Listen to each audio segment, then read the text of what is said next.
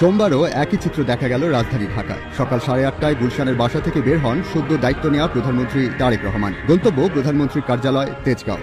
সকাল 8:45টার দিকে তেজগাঁয়ের trust petrol পাম্পের সামনে ট্রাফিক সিগন্যালে দীর্ঘ সময় দাঁড়িয়ে থাকতে দেখা যায় প্রধানমন্ত্রীর ছোট্ট গাড়ি বহরকে। বাসা থেকে কার্যালয়ে আসার পুরো পথেই প্রতিটি ট্রাফিক সিগন্যালে গাড়ি থামিয়ে নিয়ম মেনেই অপেক্ষা করেন তিনি।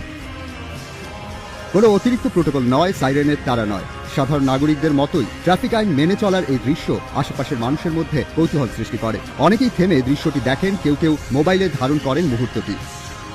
নির্ধারিত সময়ের আগেই অফিসে পৌঁছানো, বাড়তি নিরাপত্তা বলয় এড়িয়ে চলা এবং ট্রাফিক আইন মেনে চলা সব মিলিয়ে প্রশাসনিক আচরণে সংযম ও দায়বদ্ধতার একটি বার্তা দিচ্ছেন প্রধানমন্ত্রী তারেক রহমান। নাগরিক শৃঙ্খলা ও আইনের সমতার প্রশ্নে এটি একটি প্রতীকী কিন্তু তাৎপর্যপূর্ণ ইঙ্গিত বলেই মনে করছেন অনেকে।